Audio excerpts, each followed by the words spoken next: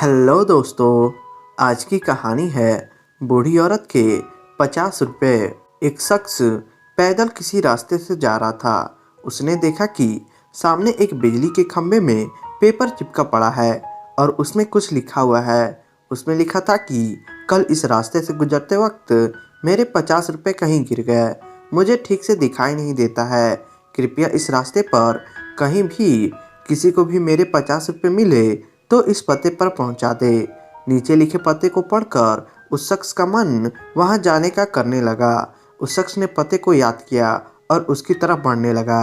वहां जाने के बाद जब उसने आवाज़ लगाई तो देखा कि गली के आखिरी में एक झोपड़ी है और वहां से एक बूढ़ी औरत लाठी के सहारे बाहर निकलकर आ रही है।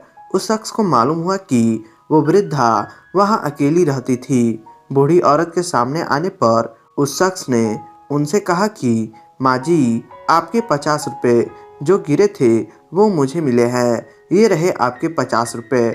उस शख्स की बात सुनकर बूढ़ी औरत रोने लगी और कहा, बेटा, कल से अब तक करीब 20-25 लोग मुझे 50 रुपए देकर जा चुके हैं। बेटा, मुझे ठीक से दिखाई नहीं देता। मुझे पढ़ना लिखना भी नहीं आता है। ना जाने किसने मेरी हालत देखकर मेरी मदद करने के लिए ऐसा किया है। उस शख्स के बहुत कहने पर उस बूढ़ी औरत ने उससे 50 रुपए तो ले लिए, लेकिन उस शख्स से विनती करते हुए कहा कि बेटा, जाते वक्त वो संदेश जरूर फाड़कर फेंक देना। ना जाने किसने मुझ पर तरस खाकर ऐसा किया है। उस शख्स ने सिर हिलाते हुए बूढ़ी औरत की बात पर हामी भर ली। थोड़ी दूर जाने के बाद वो शख्स सोचने लगा कि आखिर मुझसे पहले आए उन 20-25 लोगों को भी तो उस बूढ़ी औरत ने वो संदेश फाड़ने को कहा होगा, लेकिन किसी ने उसे अब तक फाड़ा नहीं है, तो फिर मैं कैसे उसे फाड़ सकता हूँ। उस शख्स के मन में उस व्यक्ति के लिए बहुत ही आदर का भाव आ रहा था जिसने बूढ़ी औरत की सेवा के लिए इस तरीके को ढूंढा।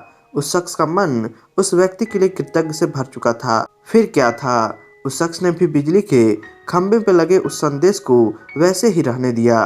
दोस्तों, इस कहानी से हमें यही सीख मिलती है कि हमारे मन में सिर्फ कर्म करने की इच्छा होनी चाहिए।